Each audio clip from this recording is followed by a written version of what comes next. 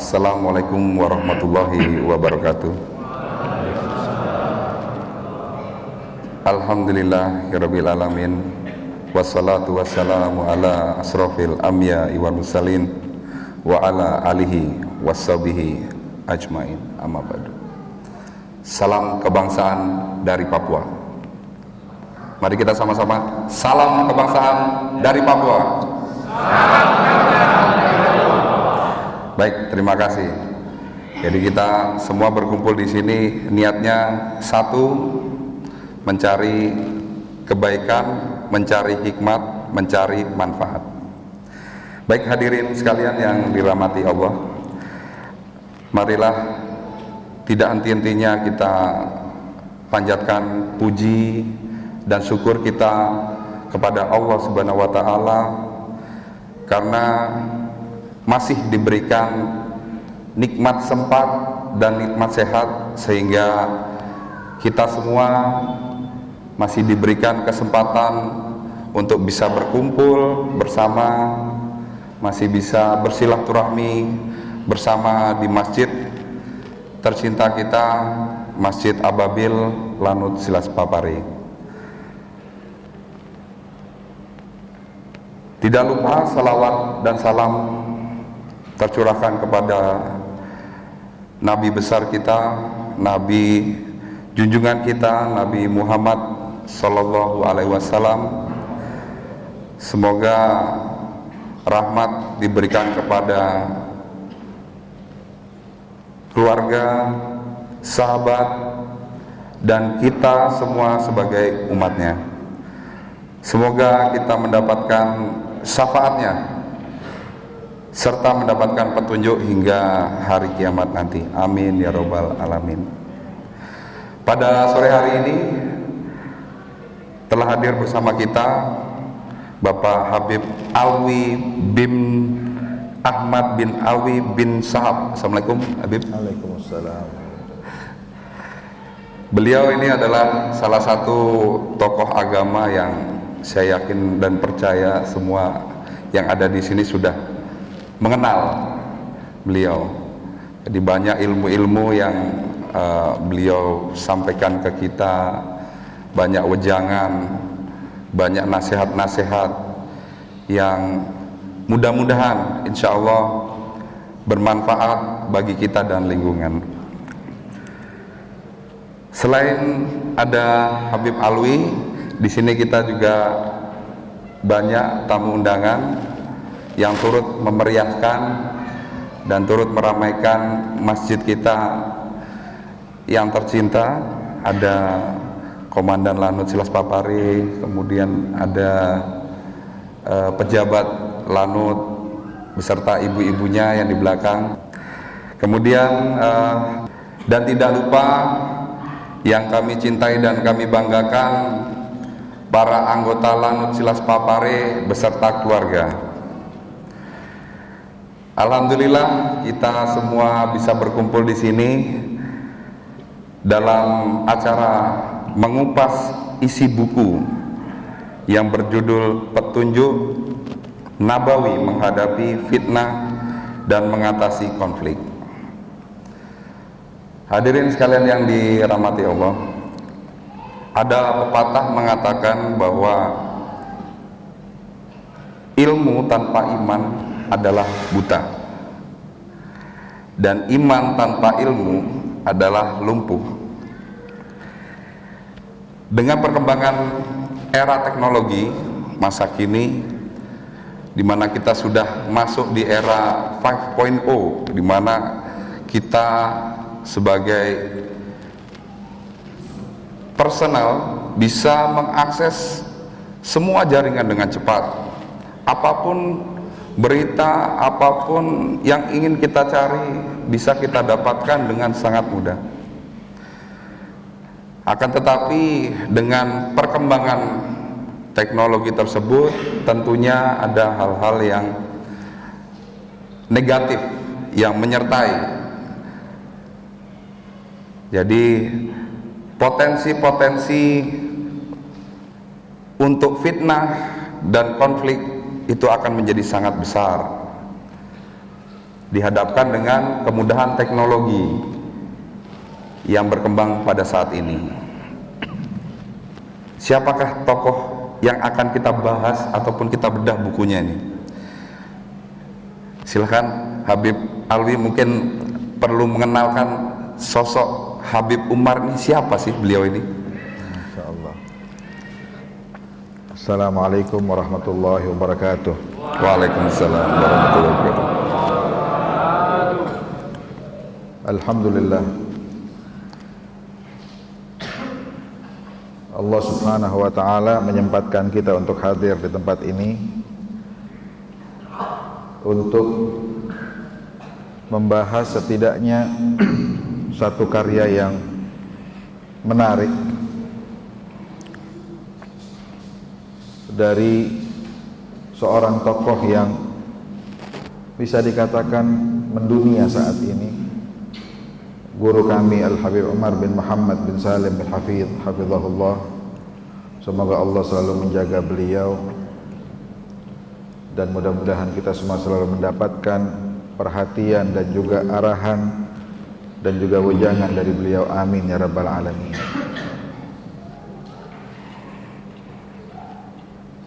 Untuk menceritakan siapa beliau, sebenarnya saya bukan orang yang punya kapasitas untuk itu. Walaupun alhamdulillah kami pernah tinggal di tempat beliau menuntut ilmu di tahun 2003 sampai 2007, sempat berkhidmah juga kepada beliau. Bahkan alhamdulillah sampai pulang ke Indonesia pun khidmah-khidmah tersebut masih terus berlanjut sampai saat ini, alhamdulillah.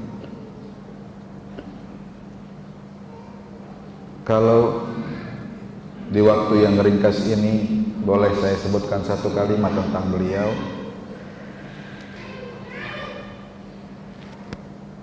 Tidak ada yang kita lihat dari apa yang tergambar dan digambarkan oleh para periwayat tentang Rasulullah Sallallahu Alaihi Wasallam, tentang sifat-sifat beliau. Ini semua banyak yang mengatakan bahwa sifat itu melekat pada sosok Al-Habib Umar bin Muhammad bin Salim bin Hafidh, hafizahullah, melekat pada beliau, sehingga karena kekuatan hubungan tersebut akhirnya pun masyarakat, dari mulai masyarakat terkecil mulai membesar dan sampai akhirnya saat ini kita pun merasakan bagaimana aura ataupun pengaruh dari kekuatan ketaatan beliau kepada Allah dan Rasulullah bisa dinikmati dan dirasakan oleh seluruh penduduk di dunia ini, baik di timur ataupun di barat. Dan uniknya beliau ini, kakek beliau yang kedua itu berasal dari Indonesia sini, dari Bondowoso. Beliau ini bernama Al-Habib Umar bin Muhammad bin Salim bin Hafidh. Kakek beliau yang bernama Salim itu lahir di Bondowoso sini, lahir di Bondowoso di Jawa Timur. Bahkan baru beberapa tahun yang lalu saudara ayah beliau, bibi beliau, baru meninggal di Bondowoso sini. Jadi hubungan beliau dengan Indonesia ini cukup kuat. Bahkan kitab ini yang merupakan hasil dari ceramah beliau di dua tempat yang berbeda di tahun 2014 beliau ceramah ini.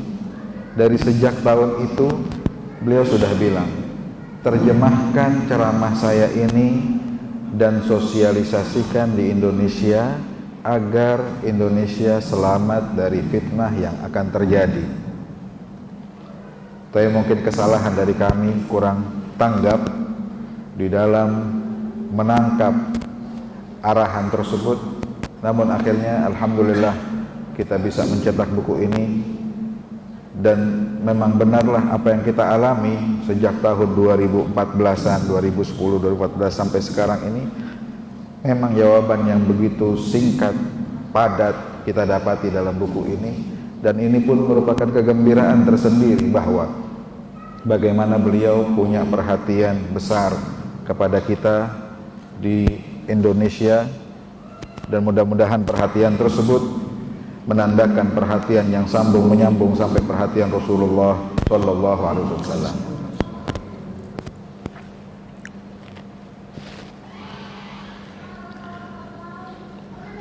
Kalau kita bisa masuk ke dalam buku ini,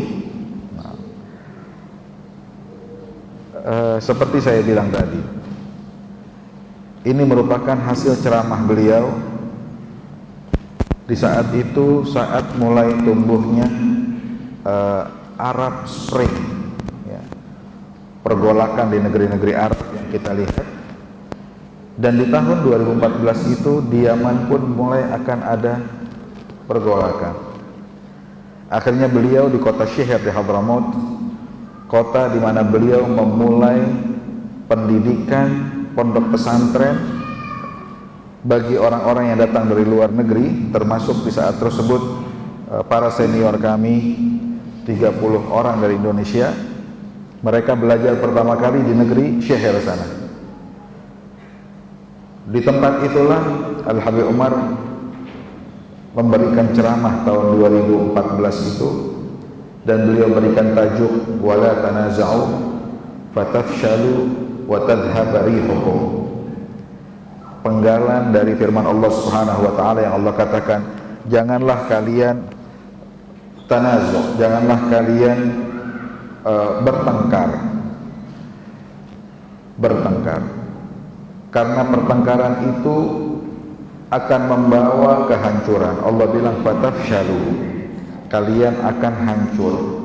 Setelah kalian hancur, wa tadhhaba rihukum, wibawa kalian akan hilang.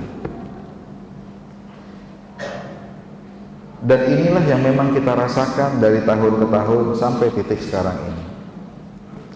Bagaimana kewibawaan kaum muslimin begitu hilang seluruhnya. Dan ini memang didasari dari satu poin yang begitu kuat, dari satu kenyataan yang begitu harus kita pegang,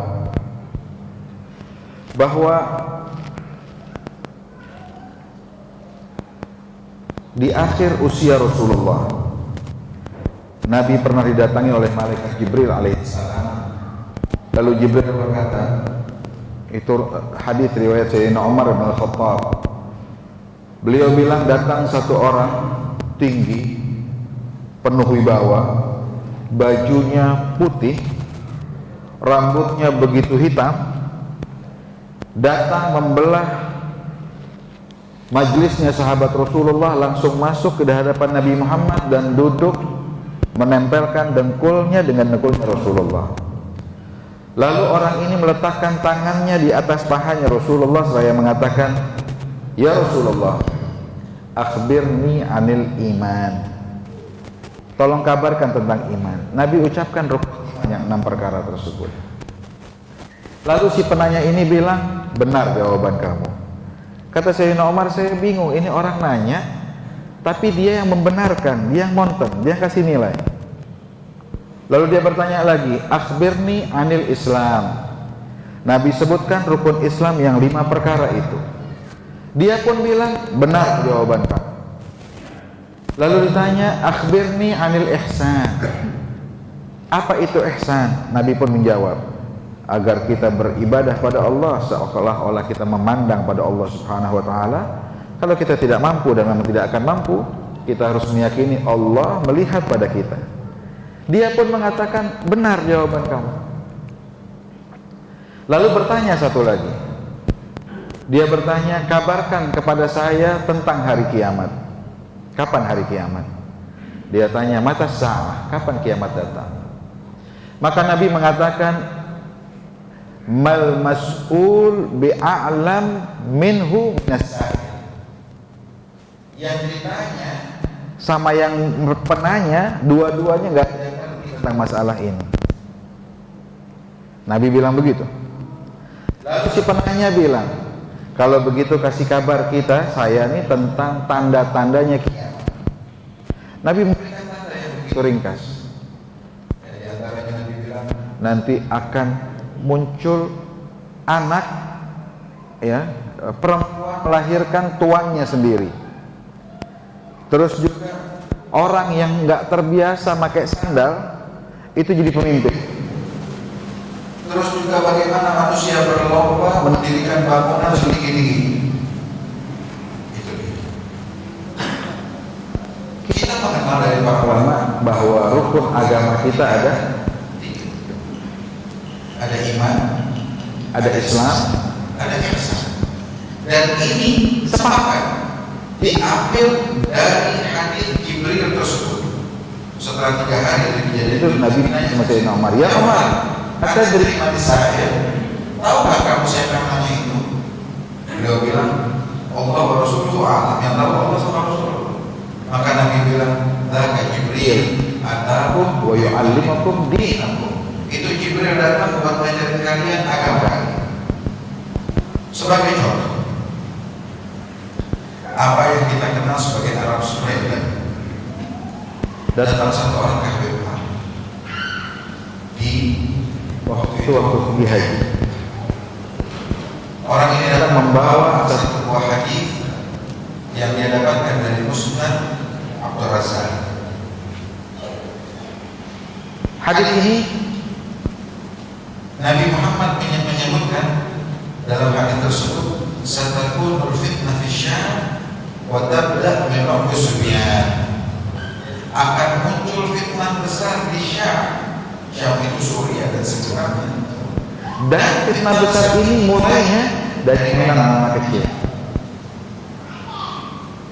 Kalau kita pikirkan fitnah besar dari mainan anak kecil, apa yang terjadi di Syam? Ternyata di Syam waktu itu di Suriah pimpinannya namanya Asad, ya. Presidennya apa? Betul, Asad. Masa itu, masa dia mulai pergolakan di lain. Biasa kalau di negeri lain itu, kalau protes sama pemerintah, kalau nggak disuruh turun presidennya, kalau nggak diusir. Setiap negara itu di negeri Arab itu yang mulai bergejolak, keluarkan yel-yel ya, apa irhal ya fulan, pergi kamu wahai fulan, nama presidennya di situ. Anak-anak kecil di Suriah, karena tadi disebutkan kita nih sekarang di masa semua berita mudah kita akses. Ya, kita mungkin nggak bisa membendung apa yang masuk ke anak-anak kita. Mereka mendengar itu. Akhirnya setiap main-main di jalan, ucapkan slogan dia ganti dengan nama presidennya. Erhalia Asad sampai diambil apa batu di jalan, dia tulis-tulis di tembok. Anak-anak kecil yang ternyata pemerintah memberikan reaksi yang begitu keras. Anak ini ditangkap-tangkap. Di sisi lain, mereka yang memang memiliki hobi, keinginan, kerjaannya dia memang menebarkan fitnah. Dari tugas syaitan itu satu, menyebarkan fitnah, dan dia kerja dengan sekuat tenaga. Masa demi masa fitnah itu datang. Masanya Nabi Allah Musa ada fitnahnya Samiri. Kerjaan siapa kalau bukan syaitan? Sampai orang jadi nyembah ejel, nyembah anak sapi. Begitu terus. Mulailah akhirnya dijadikan ini sebuah momentum untuk menggulingkan pemerintah. Dan apa yang di Suriah kita lihat. Padahal itu sudah satu fitnah Syam, watab dan Abu Sufyan. Kalau di masa itu seluruh masyarakat memahami apa mereka pasti tidak akan terprovokasi dengan apa yang dibuat anak-anak kecil, karena mungkin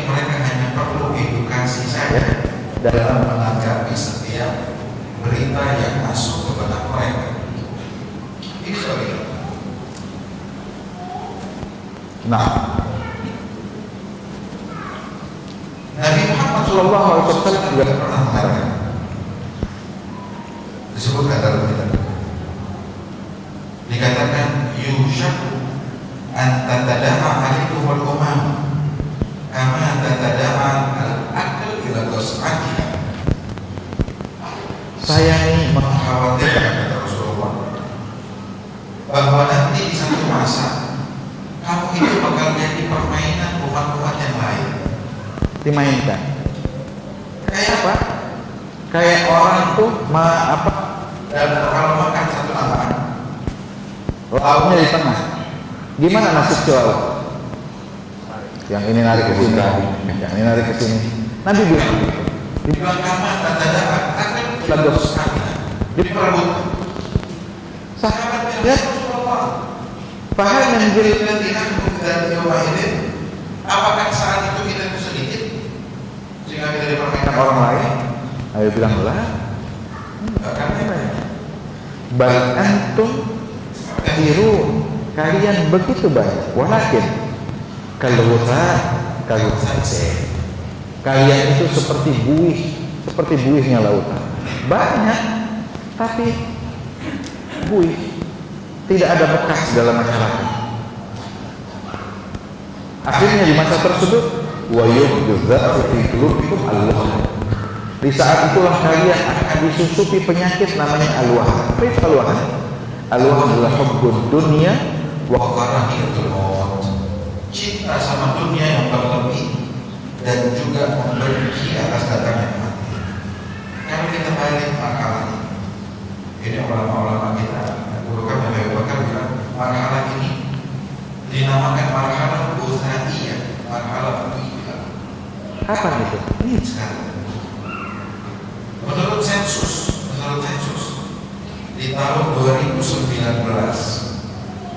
dunia Muslim itu agama terbesar kedua setelah Katolik. Ya. Jumlah kita besar. Paling besar-besarnya di Asia. Mau lihat peradaban Islam di Asia. Mau lihat sumber energi ada di Asia. Mau lihat mayoritas Muslim di Asia. Cuma kalau mau lihat kekuatan mereka, bukan kekuatan. Ya. Ini nama yang saya pakai. Bahannya dari mana? Muslim yang buat. Kacamata yang kita pakai, ya, handphone apapun itu. Kita nggak bisa bikin apa-apa. Kita nggak punya kekuatan apa-apa. Masalah tadi. Bahkan kita diombang-ambing oleh keadaan zaman di masa ini. Mau menentukan arah tidak bisa. Mau berbuat ini tidak bisa. Mau berbuat itu tidak bisa. Mereka yang mengembalikan semua ke dalam nas syariat, mereka akan paham dan mereka tahu apa masalah terbesar. Nabi katakan kita ini terkena penyakit al-wahn al-hubud. Berapa banyak manusia yang dipikirkan hanya bagaimana dia menjadi orang terkaya tanpa memikirkan apa yang terjadi dengan sekitarnya. di sisi lain. Kalau diceritakan kematian, takut semua. Padahal kematian bakal datang. Akhirnya dia lupa sama Allah, dia sibuk dengan dunia. Dia tidak mikirkan apalagi mikirkan saudaranya sama saudara. Padahal agama kita ini adalah agama yang benar-benar memperhatikan bagaimana kehidupan kita bersama. Penjagaan Allah Subhanahu wa Ta'ala atas setiap Muslim begitu kuat. Bahkan kita diajar oleh Rasulullah demikian. Itu sampai Nabi Muhammad bilang, "Man taraka thalatha Jum'ah." Siapa yang meninggalkan sholat Jumat 3 kali tanpa ada udzur syar'i, maka Allah ala qalbi betabah nifaq. Dia akan distempel sama Allah di hatinya, ini orang memiliki memiliki sifat munafik. Baik, terima kasih Habib. Jadi hadirin sekalian, tadi kita sudah mendengarkan bersama bahwa begitu dahsyatnya impact ataupun akibat daripada fitnah, ya, bisa memecah belah yang sama-samanya satu kubu saja bisa tercerai-berai. Oleh karena itu, marilah kita menjaga diri, berhati-hati. Kemudian tadi sudah disampaikan oleh Habib Alwi terkait beberapa hal yang terdapat di dalam buku yang sudah ditulis oleh Habib Umar. Tentunya dari hadirin sekalian pasti ada rasa penasaran, bertanya-tanya. Silakan untuk hadirin sekalian yang berkenan untuk bertanya. Ya. Assalamualaikum warahmatullahi wabarakatuh. Waalaikumsalam warahmatullahi wabarakatuh. Mohon izin pertanyaan dari kami. Bagaimana cara menciptakan pandangan dan lingkungan beragama yang jauh dari potensi saling memfitnah dan melahirkan konflik antar sesama? Izin, terima kasih. Wassalamualaikum warahmatullahi wabarakatuh. Waalaikumsalam. Silakan Habib. Ini pertanyaan menunjukkan bagaimana kepedulian penanya, dan mudah-mudahan seluruh kaum muslimin juga memiliki hal yang semacam itu. Bagaimana biar kita ini hidupnya tuh tenang, tidak ribut. Bagaimana agar ini terjadi? Islam adalah agama yang mengajarkan perbedaan. Ya, kita muslim, kita harus berbeda. Gak mungkin muslim itu sama semua. Bahkan Nabi bilang, ikhtilaf ummati rahmah. Perbedaan yang terjadi dalam umatku ini adalah rahmah, bentuk kasih sayang Allah sehingga agama menjadi mudah. Yang dilarang adalah perpecahan. Menarik apa yang disebutkan oleh Al-Imam Syatibi dalam kitab beliau namanya Al-Munafadat. Beliau menulis satu kalimat, dan sepertinya kalimat ini baik, ini banyak tokoh-tokoh agama, baik untuk dicatat oleh mereka para tokoh-tokoh agama dan disebarkan kepada para asatidz lain agar ini menjadi pedoman kita. Apa kata beliau?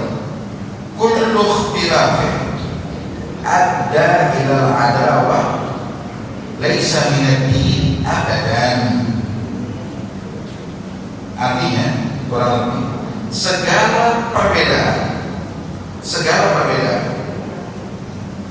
yang mengarah atau bermuara kepada permusuhan, maka ini bukan dari agama selama-lamanya berada. Ya.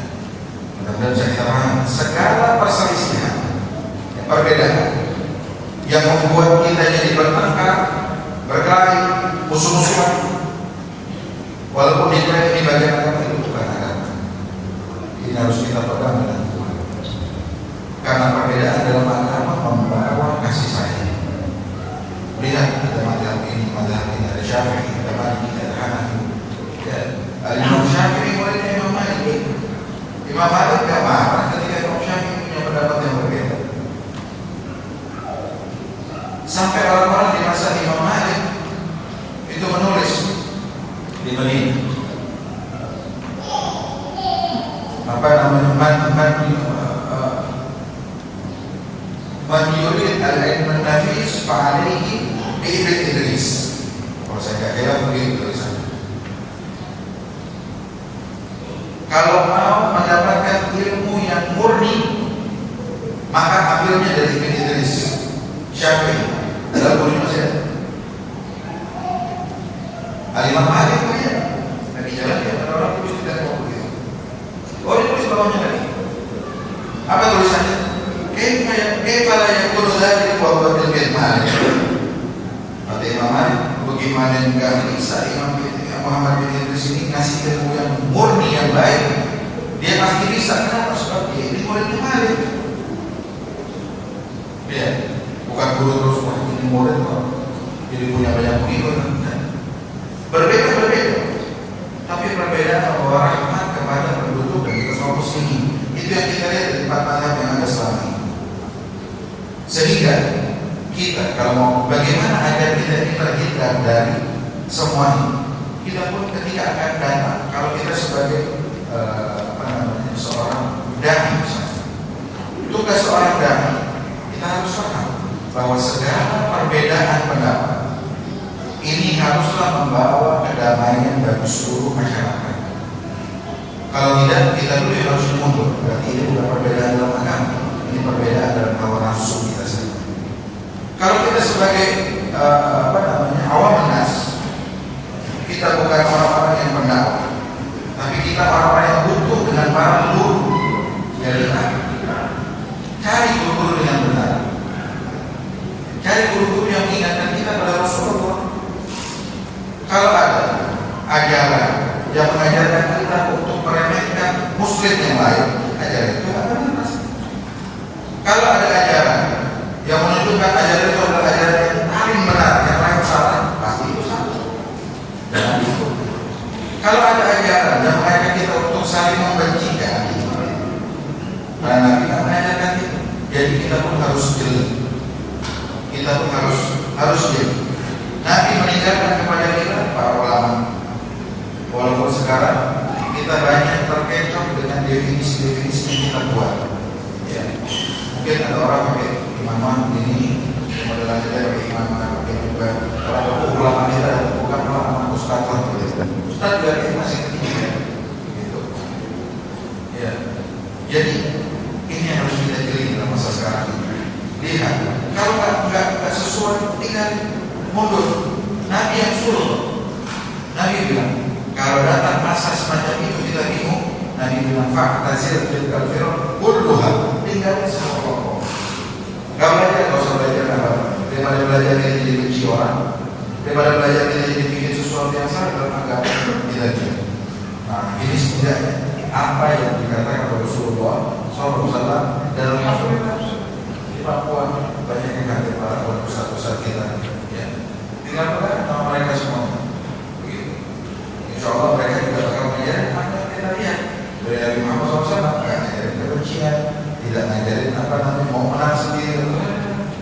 Alhamdulillah dari kaki mereka, insya Allah kita selamat. Ada lagi pertanyaan?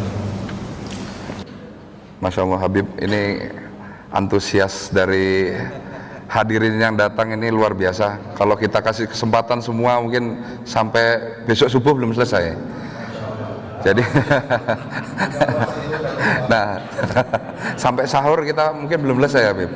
Jadi mungkin dari apa yang sudah ditanyakan, kemudian sudah diceritakan juga oleh Habib bagaimana Habib Umar ini menulis kisah perjalanan dakwahnya melalui buku yang sudah ditulis, kemudian beberapa hal juga sudah disampaikan oleh Habib Alwi terkait cara pandang Islam, kemudian bagaimana kita menyikapi teknologi dan bagaimana tugas kita sebagai muslim untuk melaksanakan ataupun menjalani kehidupan. Alhamdulillah dengan dibacakannya doa menandakan bahwa acara bedah buku ini sudah selesai, sudah di ujung acara.